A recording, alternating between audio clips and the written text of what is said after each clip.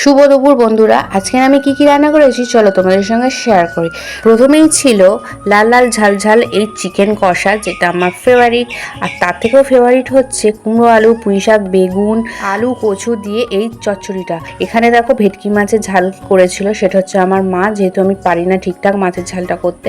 So এখানে প্রথমেই আমি নিয়ে নিলাম চিংড়ি মাছ, আলু, বেগুনের যে চচ্চড়িটা ছিল সেটা দিয়ে ভাত খাচ্ছিলাম। আর তরকারিটা জাস্ট ওয়াও হয়েছে, ওয়াও। আর আমার তো এইসব তরকারি খুব ভালোই লাগে, মাছ মাংসের থেকে সবজি বেশি ফেভারিট। সো অনেকদিন বাদেই খাচ্ছি, কারণ আমাদের বাড়িতে অতটাকেও পুঁই শাক পছন্দ করে না, আমি ছাড়া। সো এখানে নিয়ে নিয়েছিলাম মাংস, আর মাংসর সাথে আমার এই পিসটা পড়েছিল, এই পিসটা আমার হেভি লাগে। আর মাংসতে দেখো প্রত্যেকটা মাংসর মধ্যে ঝাল ছিল। আর অনেকটা চর্বি জাতীয় মাংস আমার মাসিকাল এনেছিল। আমি বলেছিলাম আমি এইরকম টাইপ মাংস বেশি পছন্দ করি, সলিড মাংস আমার একদমই পছন্দ না। মাংস খাবার পর মাছটার খেতে ভালো লাগছিল না, তার জন্য আমি আর মাছ ফাছে নিইনি, মাংস দিয়েই সব ভাতটা কমপ্লিট করেছিলাম। আচ্ছা, তোমাদের কার কার এরকম মাংস ভালো লাগে বলো তো? আমার তো খুবই ভালো লাগে। আর এই ছাল সমেত মাংস নিলে এক্সট্রা কিন্তু 20 টাকা দোকানদারকে দিতে হয়।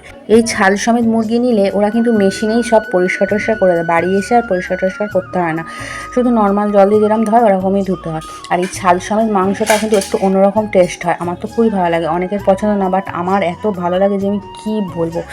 সো ভিডিও এখানেই শেষ করলাম। যদি ভিডিওটা ভালো লাগে অবশ্যই সাবস্ক্রাইব করে দেবেন। টাটা।